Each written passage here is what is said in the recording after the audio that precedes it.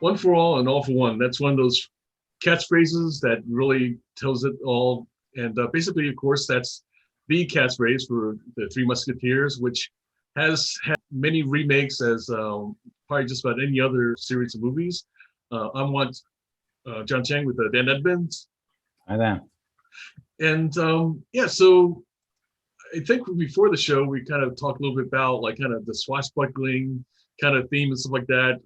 And I think for me, like I remember as a kid watching some of those and like, these pirate movies and the Errol Flynn kind of, swing, across the bow of the ship and stuff like that. And it really like, I feel like that defined its own kind of time in history for the movies and stuff. And I feel like it's something that like, it's kind of come and gone. Like, you and I talked a little bit about how like, it seems like kind of lately Westerns kind of have caught on in other genres such as fantasy horror and stuff like that.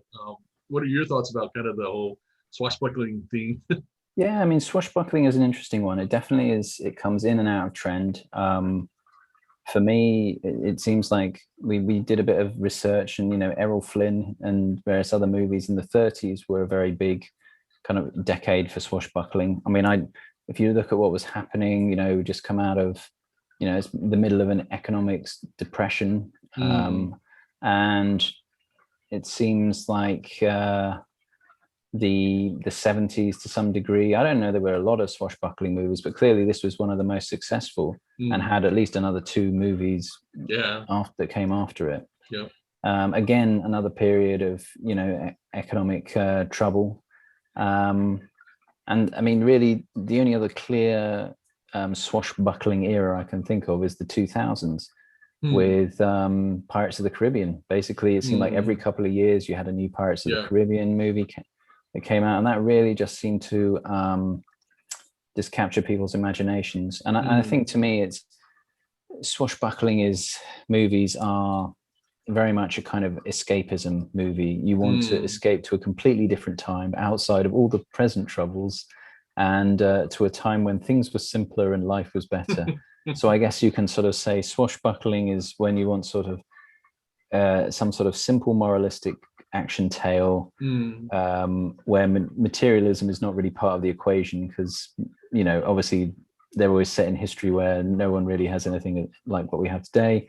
There's some sort of romantic element, and there's sort of lots of physical action scenes that you can sort of escape from your worries into. So that's kind of how I view the genre. Yeah, and I think the other part is kind of this, we've talked different times about the anti-heroes, and a little bit of the heist movies have that thing where there's something about like kind of that on the one hand, like kind of these pirates are criminals, right? I mean, they're robbing ships and stuff, but the other, we root for them, and it's there's the escapism, and then there's something about like kind of that they're, I don't know, I guess maybe vicariously living out the the daring, the things that like we kind of really admire as well. So yeah, no, you're absolutely right. Yeah, obviously swashbuckling movies are always about the sort of the lovable rogue character, really, aren't they? And that's very different from a lot of the action adventure movies we've had in the last sort of 10-20 years, where a lot of the time the heroes are very kind of straight-laced, by the numbers kind of heroes, right? Except for Johnny Depp in Pirates of the Caribbean, pretty much exclusively. But they've tried it with others, but not to that. I mean, he's clearly a drunkard and a womanizer, and to some degree a murderer. So it's kind of you have to get on board with all of that really to be a convincing swashbuckling anti-hero. So yeah, the thing that's kind of sticks to my mind too was like Apple was kind of famously known for raising the Jolly Rogers flag, kind of as their symbol, I guess, against the IBM kind of flagship, if you will, and stuff. Right. Yeah. The kind of the hero that doesn't hide its flaws, so to speak, or is in theory more transparent and stuff. So yeah, and I think it's kind of definitely that goes. It's very much in trend and out of trend. Clearly, I don't think it was in trend in the 90s at all, because I don't think the remake in the 90s was successful from what I can gather. And I don't think the second one in the 2011s was particularly successful, or it didn't capture people's imagination. So clearly you had to hit that perfect decade of the 2000s if you were going to do any kind of swashbuckling movie, because either side of it just didn't work. Right. And likewise, we go back to, I mean, the other one we didn't really cover in this is the 1948 version, which I watched about half an hour of it, and it's lots of Gene Kelly prancing around and doing some quite well choreographed scenes, but it doesn't really, I mean, it tries to follow stuff, but it's very kind of light in that it's not too interesting. And it's funny that way, that on the one hand it is choreography, something that like a dancer can kind of really connect with and stuff, but on the other, we have to feel like there's this kind of element of danger, right? That like that there is really something on the line, and like and somebody like a Gene Kelly, or like kind of he's not a lovable rogue anti-hero dangerous character, Gene Kelly. I mean, I grew up with the Roger Moore as the 007 thing and stuff, and so for me, that was like kind of like that was the time period with his golden era and stuff like that for Bond, and so I think of Bond like as this kind of sophisticated guy, but I have to admit, after I started kind of watching the older ones with Sean Connery, I got it that why like people saw him as Bond, because of the fact that he looked like he could really beat up these guys and stuff. But Roger Moore does have the karate chop. All you need is one well-placed karate chop and you'll get them.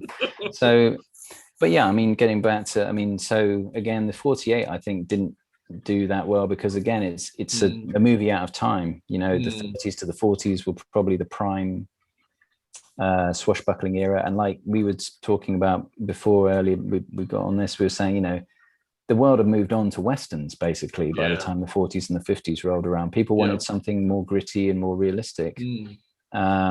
So yeah, this sort of element of historical fantasy is definitely, it comes and goes.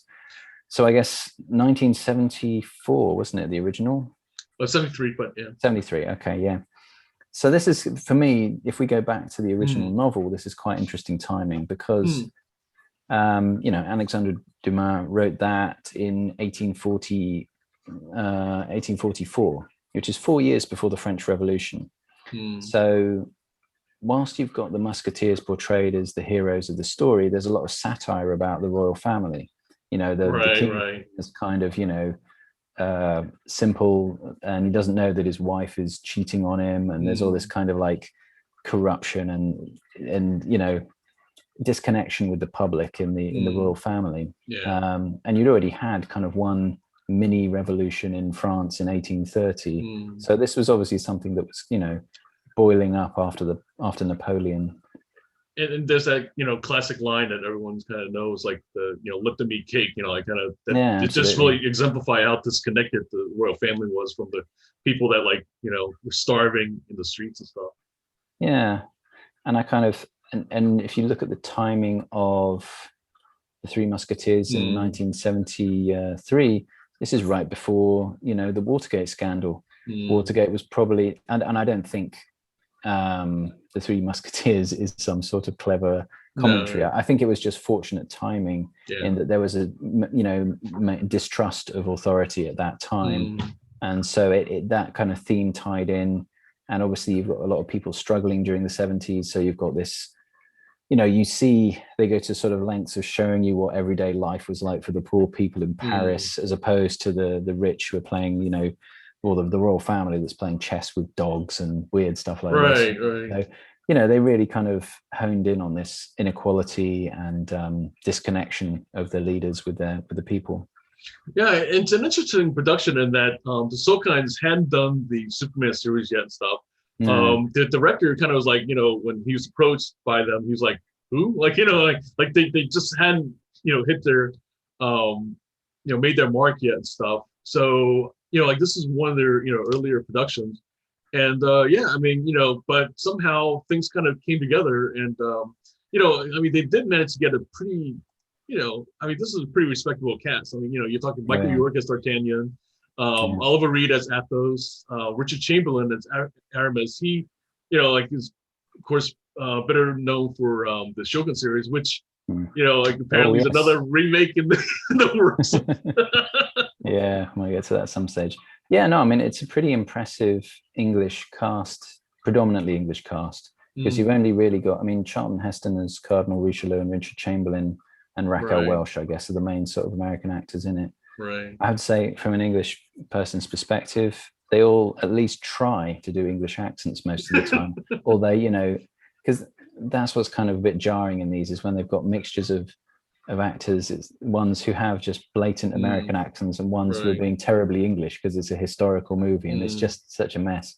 But anyway, it all kind of pulls together pretty well, and it's a good cast of English actors in this one, and I think I know why, because you said about the director Richard Lester is pretty interesting character because he originally was a TV producer who produced a follow-on show from the Goon Show with Peter Sellers and some of the sort of very well-known English comedians at the time. And his TV show was loved by John Lennon and the Beatles. So Richard Lester went on to produce like Help and a whole bunch of Beatles-related movies. And originally they were slated to do, to have the Beatles be the Four Musketeers, apparently. Right, yeah. And that's why there's so many English comedians. That's why you've got Spike Milligan in this as Constance's husband, when you've got was it Roy Kinnear as Planchette, and so he's well connected in the English kind of theatrical world. So that's why there's such a cavalcade of classic English performers in this movie, and it's really got a lot of the comic element because of that, that energy and stuff.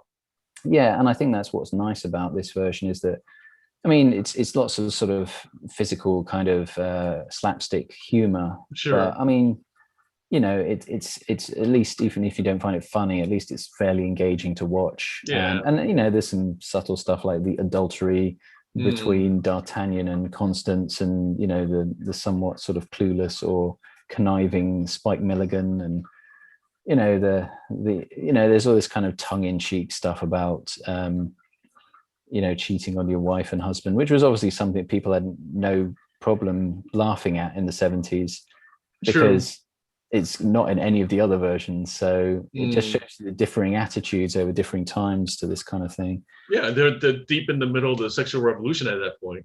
Yeah, absolutely. In terms of the world, like kind of in the 70s, Yeah, and I mean, as you said, they're all kind of quite. None of the Musketeers are portrayed in a particularly glamorous light, and most of them get injured. I was gonna say that surprised me. That's something I forgot about, and I guess I blanked out. That like at least as far as you can tell, at a certain point, all the Musketeers except for D'Artagnan are killed and stuff. I mean, that's again, as always, major spoiler and stuff like that, and I totally blocked that out. That it seemed like it was more than a dark kind of moment and stuff like that. It just seemed like kind of that was like, whoa, like kind of like they wiped them all out and everything. They don't do much explanation as to how they were suddenly resurrected and stuff, but I don't know, it was like suddenly like kind of they kind of realized that like, oh, we don't want to kill them off, whatever. We can make some more movies out of this, but no, I mean the 70s, they weren't afraid of sort of like doing relatively dark moments in what would otherwise be family movies. And I should say, as always, I got into trouble with this movie because I thought, Three Musketeers, 1970, all the classic English actors. This will be fine to watch, with my daughter and stuff. No. Of course, someone gets their leg sort of lacerated in the first fight, and she's just like, "Oh, Daddy, I don't know about this." And I'm just like, "Yeah, right." And adultery with Spike Milligan's wife. Yes. And, okay, right, yeah. But maybe next year. But it just shows you, differing times of what's acceptable and what's not acceptable. And then other than that, there was just was, like you kind of pointed out this kind of bizarre behavior of the wealthy and stuff like that. There just kind of was a lot of glimpses into the time period that I didn't feel like a lot of things have become tropes now in these period pieces. But like there was some kind of tennis game that was like kind of like a squash badminton kind of combo and stuff that I'd never seen before. Like in any other movie and stuff like that. It was just little things like that. It was kind of touches that like, showed they paid attention, or I don't know. I don't think they made it up. It seemed like somebody did some historic research and, kind of added that as an element and everything. Yeah, no, it was interesting in that respect of how it represented life in the, 17th century, I want to say, and in France. And yeah, and just the level of detail and the amount of sort of care that went into the choreography of the scenes and this kind of stuff, and the locations were not quite as, I mean, they had a very sort of authentic feel, but didn't feel over the top or overly lavish like some of the, definitely not like the 2011 remake. But yeah, it was, I mean, it's kind of a fairly light-hearted romp that has lots of action and and a bit of bawdy kind of saucy 70s comedy thrown in. So it's quite fun, really. The other thing though that I thought was like kind of somewhat interesting commentary was that they really kind of, again, going back to the class thing and stuff, the one line that really struck me was, like kind of when he said, oh, he's not a person, he's my servant and stuff, so it's not as though it was like kind of really in your face about it, but I think it just kind of, like it highlighted the disparity, of between the kind of wealthy and like kind of the rest of the world and stuff. Yeah. I think there's that, and I think also as well, it's not afraid of showing characters that you're supposed to identify with moral ambiguity, which was another thing we tended that in the 70s they weren't afraid of showing. And I think in a way that I would say that despite whatever else was going on, individualism was very much a strong trait in movies in the 70s and of course going into the 80s, because what you'll find is that much like this and say something like Star Wars later on in the 70s, you've got a group of very sort of individual, possibly contrarian people all sort of banding together, settling their differences and forming like a team, and then fighting, against the bad guys. So, but each one is very much their own kind of individual person. And that's what I wanted to kind of, I wanted to point out, and I wondered whether you saw it that way. Did you notice the colors? Like kind of it was the red and the blue and stuff. And we talked before about kind of the red states versus the blue states, right? And the Cardinals were the red and stuff, and the Musketeers were blue. That's right. Yeah. And I suppose we had Nixon in power in America at the moment. So, make of that what you will. I don't know enough about politics in the 70s to really sort of be an authority on that. But that is interesting, the color coding. And it makes it very clear, kind of, who you're rooting for and stuff. Absolutely. And I think as well, you have to look at the different musketeers of facets of masculinity in a way. Because this, you have to remember this was written, each musketeer is quite easily identifiable in the, basically, Athos is a drunkard. Right. Porthos is just interested in how he looks. Yeah. And is always like the least attractive of the three. Right. And Aramis is supposed to be terribly devout, but is always sort of sleeping with women. So it kind of, it's basically, that's what's quite clever about it. It taps into a lot of the sort of hypocritical elements of, I would say, the struggles that men have to sort of come to terms with their own personalities and their lifestyles. And what do you think of Michael York as D'Artagnan, though? Like, I mean, on the one hand, he's like kind of playing this, fish out of water, but he's also like supposed to be like kind of this noob, right, and stuff like that. And I just don't think of Michael York as, I mean, he does a great job acting wise, but I feel like, at least for casting, I don't think of him. I find it hard to think of him as like kind of this young, naive kind of character and stuff. Yeah, it's funny, isn't it? I mean, I think, but what you find in other versions of it is that often the actors they get to play the young, naive D'Artagnan is really unlikable. And for some reason, like Michael York is still likable despite being sort of over the top. And his whole performance is kind of a bit like, again, and I'll use the English, pantomime. and it's kind of all a bit sort of over the top. Yeah, definitely. And yeah, but I mean, he kind of somehow pulls it all together. I think you just have to put that down to Michael York's charisma. Basically, he just kind of it just works somehow, despite what he's doing, which it doesn't for many of the other versions of this, I should point out. So yeah, we'll definitely see him again. Like in the Island of Dr. Moreau, we're doing the Orient Express, so we'll definitely want to revisit Mr. York and his kind of talents. And I mean, we did it a little while ago, and I may have even mentioned it, but his reading of the audiobook of Brave New World is something else. It's something else. It absolutely is. Yeah.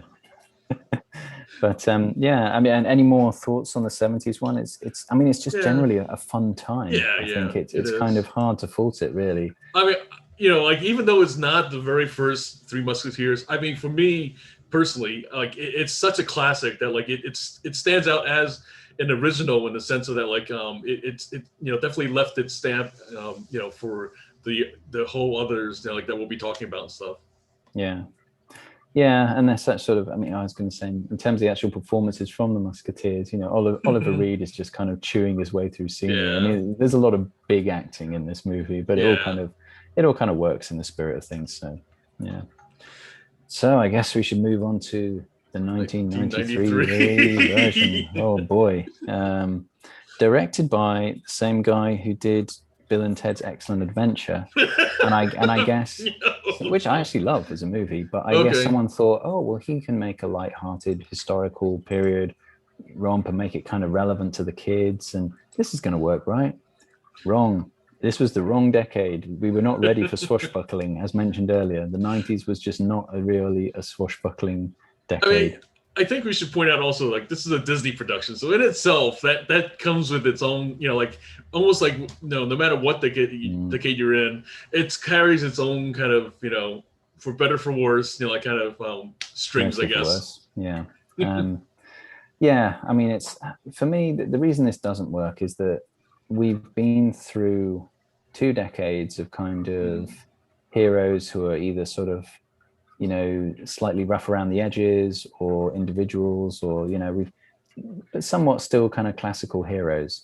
The 90s was just not. It was the decade of the anti-hero. It was like Beavis and Butthead and Bill and Ted, and well, to a lesser degree, Neo from the Matrix, I would say. But it's kind of these are the kind of. It was almost like the how would I describe it? It's kind of funny comedian heroes, or the loser heroes were kind of like Forrest Gump. And if you notice, most of the people playing main parts in movies during the 90s were people like Will Smith or Jim Carrey or Mike Myers, people who'd come from like a comedy background, because we wanted someone who was down to earth enough in that leading role to make it feel more real. So at the same time, ironically, you had like Charlie Sheen, you had Kiefer Sutherland, even Oliver Platt, who like are anti-heroes in their own right and stuff as actors, But the roles that they're given, though, like other than like kind of some witty, sarcastic dialogue and stuff, they're kind of really like reeled in, and you really do feel like this is a Disney production, like kind of like it's very much like kind of the sanitized versions of these actors in this. Yeah, I mean, it's been scrubbed of all adultery. Most of the Musketeers have no kind of character flaws really at all. I mean, Oliver Platt's character is just that's so horrible in this movie. No. It's like he's supposed to be kind of like the audience surrogate, so he's the only one saying things with sort of a contemporary dialogue, and you're supposed to kind of go, oh yeah, he nailed it that time with that piece of observation, but it's just all comes off really badly. There's a practical guide to wenching, which is like, I mean, the whole thing felt like Disney had been to like 2 or 3 Renaissance fairs and just decided to make a movie and call it The Musketeers, because it's like, when they're riding along in the carriage, they're like, oh, let's make this fun, let's have some wine. So we've got champagne because we're in France. We've got red wine because we're in France. But D'Artagnan can't have any because he's too young. No, he's not. This is 16th century France. You know, he would have probably drunk more, and no one would have even cared that he did at that time. So, you know, it's just kind of like throwaway references. Oh, we're sort of in France here, but not really. You know, it's just annoying.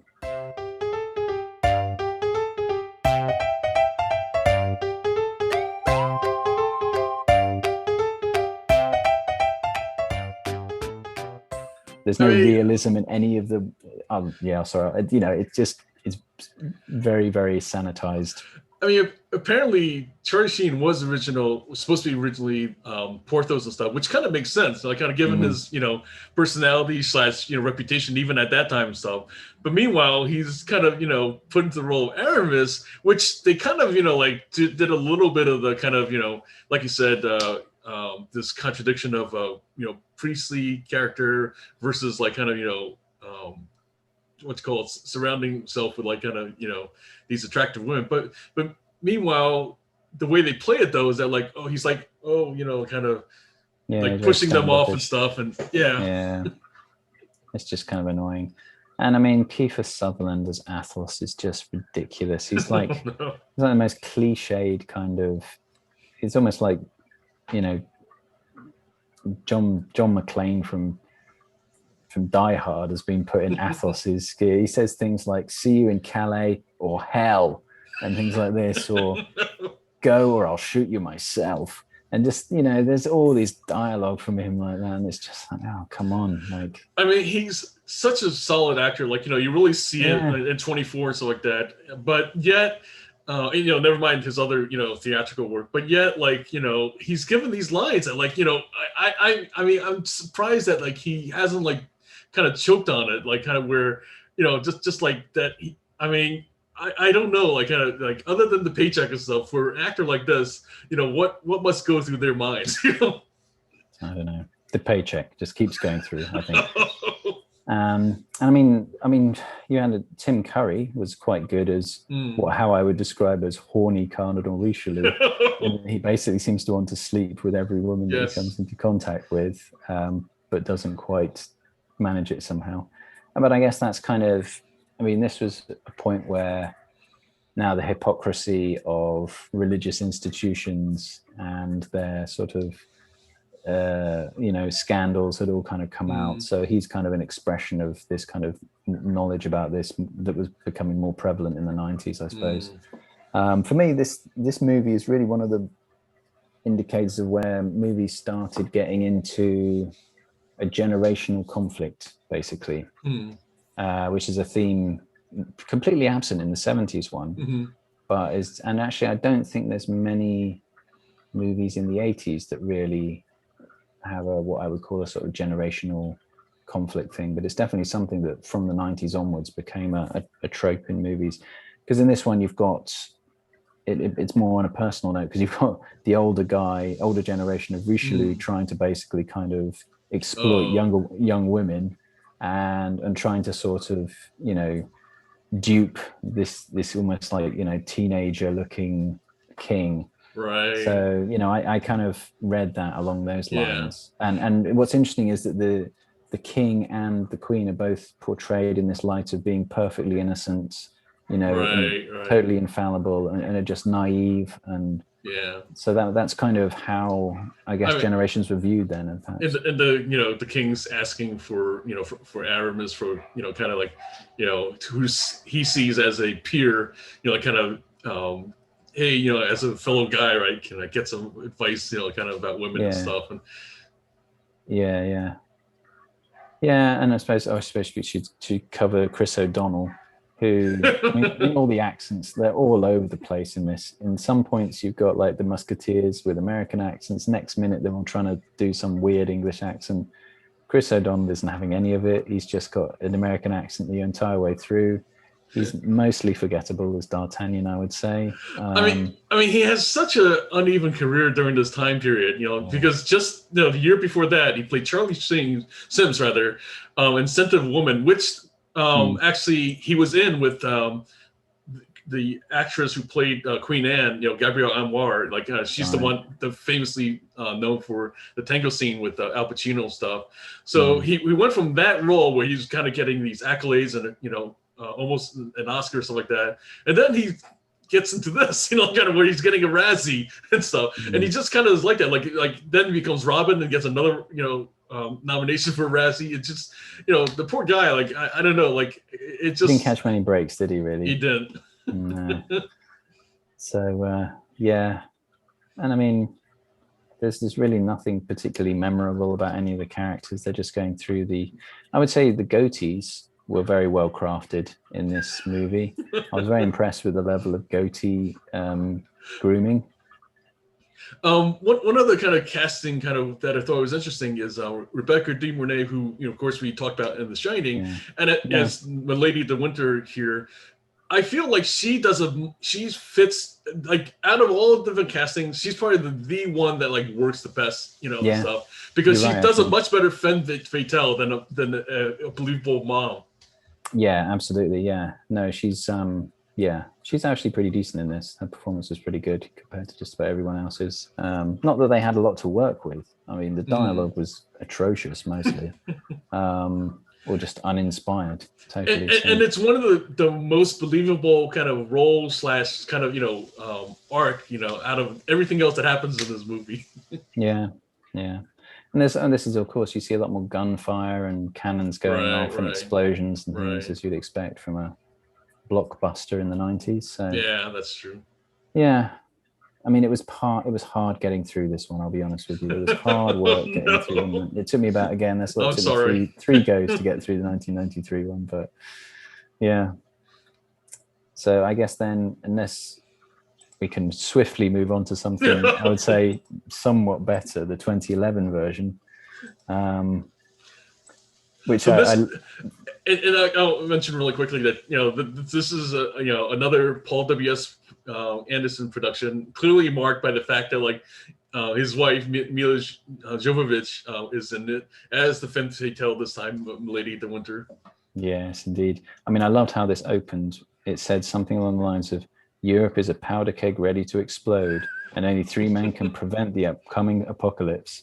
And I thought, apocalypse? It's kind of just this started off as a tryst between 2 royal sort of people, and now it's the European, an apocalypse. So I mean, for me, this is a classic kind of Paul W.S. Anderson movie, because you're immediately starting in Venice. There's gadget weapons, there's hoods, there's puzzles, secret chambers, zoomed out map travel sequences, swan dives off buildings, and automatic sorts of cannons that rotate. And I thought, this is basically a video game. He's basically taken all the elements of a video game and just put it into a movie.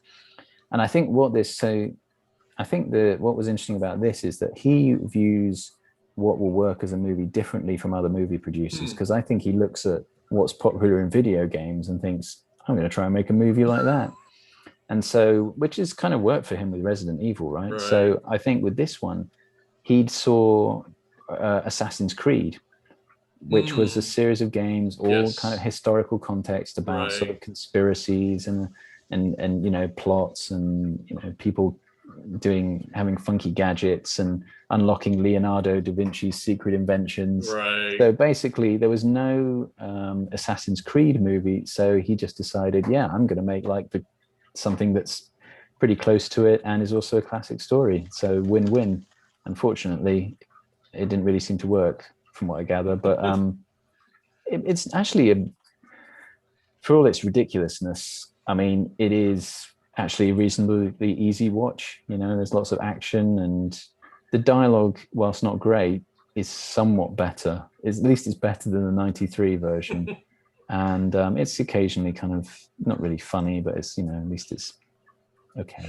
I mean, part of what, of course, inspired this, series of movies to discuss was the fact that we were looking at Paul W.S. Anderson movies. And, like, for better or for worse, he really has a distinct kind of touch to his movies. Like, kind of, was it Resident Evil or, this swashbuckling movie that's kind of supposed to be on this alternate reality of, like kind of the 1700s and stuff like that.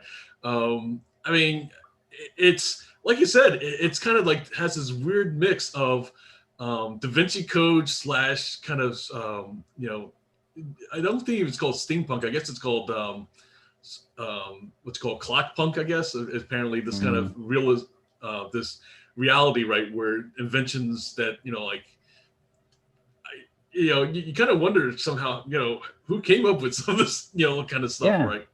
No, I mean, and I think there's various sort of video games and genres that's kind of tied into this, and I think he tries to sort of do this. I mean, the obvious thing is there's airships battling, with automatic cannon fire in the middle of the sky in the 1600s. I mean, so, this parking tickets that he's giving to horses. Yeah, that's kind of that was a bit strange, wasn't it?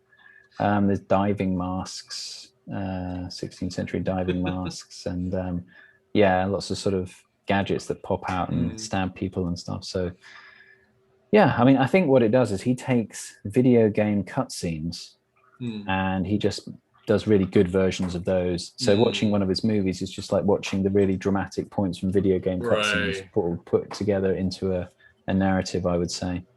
But I mean, some of the performances are pretty okay. You can't. I mean, Ray Stevenson's quite nice as Porthos, and Luke Evans is okay. D'Artagnan is absolutely terrible. I don't even know who that actor is, but he's awful. And Constance was just like Logan Lerman. He was like the go-to noob for the 2000s. Like anytime they wanted like a naive kind of character, whatever stuff like that, he was it. And he's just as irritating as any naive character would be. Constance, I don't know who she is, but she's very bland in this movie. Yeah, pretty stock, attractive kind of, I'm not sure. Milla Jovovich really doesn't nail Milady. I wouldn't say. She just doesn't come off as evil enough or. Right. I mean, she's basically, kind of the what's called the stand-in for like this kind of action femme fatale that they needed for this movie. I mean, that's really it. I mean, you could probably put any actress that physically can do the things that she does, but in this case, she's the wife of the director, right, or the producer rather. So go figure.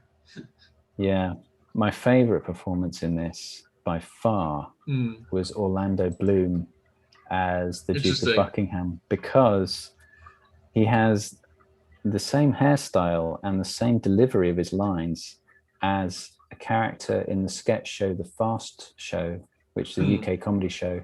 There was a character called Swiss Tony, who was a second-hand car salesman, who also had like this weird bouffant hairstyle. And the thing in that sketch was that anything that the employee was doing in the car showroom, he would allude that it's basically like making love to a beautiful woman. So he'd be like polishing the car. Paul, polishing the car is very much like making love to a beautiful woman. And he has even the same hairstyle as Swiss Tony in this. Orlando Bloom does. So for me that provided quite a lot of entertainment for me. And I gotta mention that Christoph Waltz, like he was good. He's like the stand-in during this time for anytime they want to a sophisticated kind of European bad guy.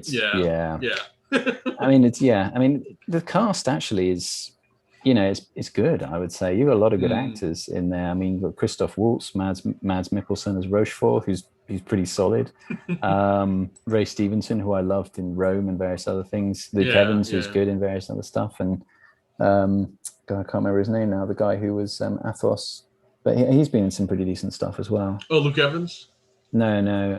Luke Evans was Aramis. Athos was, can't remember his name. Oh, Matthew McFadden. I'm not too familiar with him. Yeah, no, he's done some pretty interesting stuff. Okay.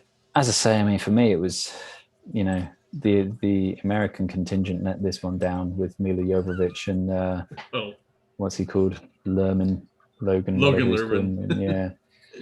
So, but it's not a bad movie. I mean, there's enough special effects and CGI to get you through it without falling asleep. I mean, visually, it's stunning. I mean, it's kind of just all these kind of, like you said, these cut sequences really just, like kind of make it where it's hard not to kind of keep you, visually. I mean, it borders on kind of overloading, but it never quite, like kind of it never overwhelms. So I find like visually and stuff. I would say it overloads. Okay. For considering this is based on a 16, Well, an right. 18th century novel. Yeah. I mean, It's kind of like, okay, to be fair, like, as a Three Musketeers movie, if you want to kind of like base it on like kind of what, the spirit of Three Musketeers, yeah, I totally agree. I guess for me, like going into it, I knew it was a Paul W.S. Anderson movie, Yeah. and for me, that was like what I felt like if I went to see it in the movie theater, that's what I would be buying into. Not so much a Three Musketeer movies, but a Paul W.S. Anderson Three Musketeers movie. As the cutscenes from a video game about the Three Musketeers, this is yes, it's a wonderful success. Yes. Yeah, I'll tell you one performance I did enjoy, even though the dialogue was pretty clumsy, was the King. Actually, I think he did a pretty good job, which is actually Edward Fox's son, Freddie, as the King. I thought, as a sort of a naive and fairly vain king, he did a pretty decent job, really. But again, I would say the main theme, well, one of the big themes of this one is generational conflict again, because rather than the Cardinal trying to just sort of sleep with young women, right, like Tim Curry's Cardinal is, this one is actually trying to sort of, it becomes, boomer versus zoomer kind of generational conflict to some degree, in that right, the way the younger generation is portrayed in this is that they're aware of what's going on, but they are powerless to stop some of this stuff, which I think is a more current trope of generational conflict in movies. But yeah, I mean, definitely there's no time for any commentary about like kind of class systems or like there's no time for that. And the other thing that I feel like was touched on a little bit in like the earlier it's like say the 73 is also just this idea of like the establishment, right, and stuff, that the church versus state thing and everything. And again, like never mind not having time for that, but like really that's something that like to me is also a core part of the Three Musketeers, kind of mythology and all that kind of stuff.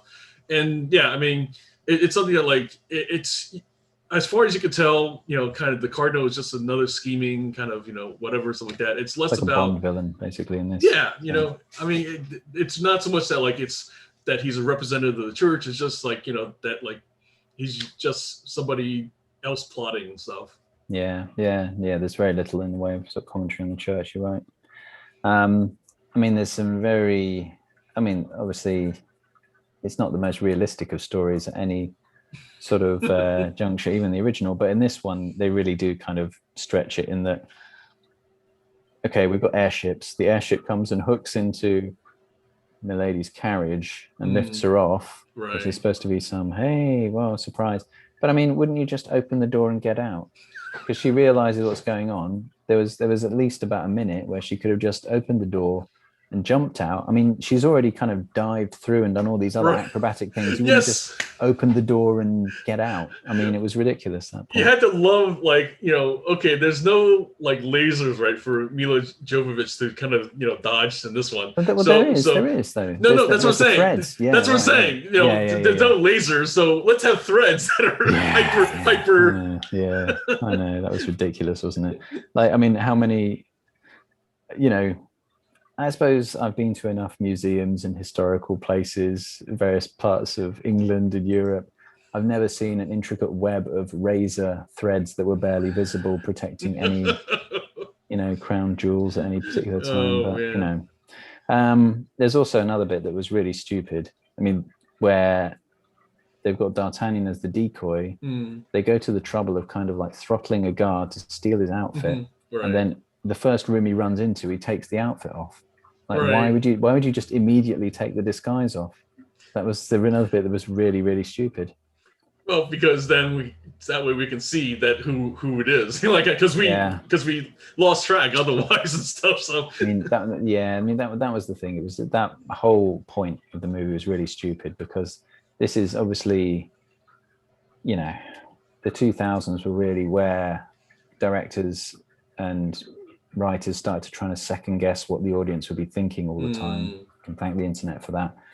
But you know, they've got like Athos giving one interpretation of how they're going to attack the Tower of London. Then you've got Milady's interpretation of how they're going to attack the Tower of London. Then you got Athos is saying, but that's how they think they're going to do it, so we're going to do it this way. And then they actually do it, and they're like, ha-ha, audience, we've told you now over the last 10 minutes 3 different ways we're going to attack the Tower of London, but we're going to do it something totally different. And it's going to be something that because you never expected a warship with flamethrowers and machine gun cannons. No, I didn't expect that, because in the 17th century, but you'd certainly surprised me. So that was pretty tiresome, that bit.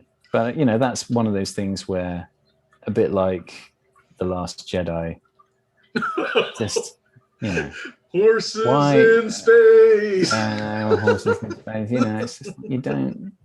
There's just good storytelling, and there's just trying to surprise people for no reason whatsoever. Right. So, anyway, another.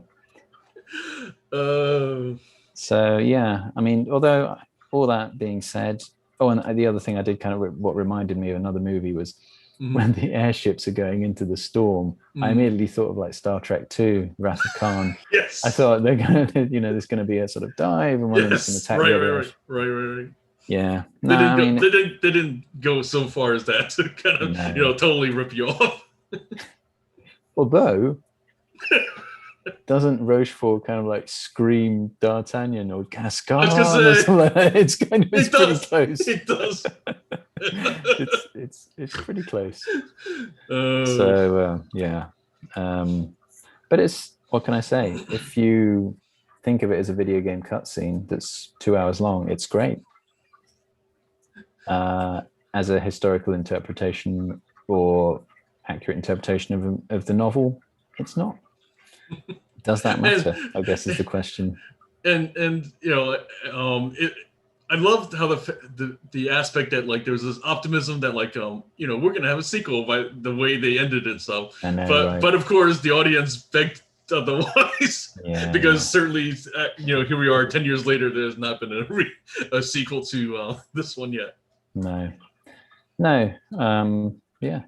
I mean, all I can say is, you will have even more fun with this movie if you just Google Swiss Tony on YouTube from the Fast Show. You'll have that enhances this movie by about 10 to 15%, I would say. So coming up, we'll be looking at Midway, the original versus remake of that one, of course. Along with, you know, further down the road, we'll be looking at Teenage Ninja Mutant Turtles, which, as Dan pointed out, as long as you remember the song, you'll finally be able to say it without stepping over yourself. And Valley Girl. And, you know, this is like kind of a diverse mix, because, you know, I know with different times we come on different themes and stuff, and we just want to kind of mix it up a little and do something different. So once again, I'm John Chang with Dan Edmonds, and we will see you next time.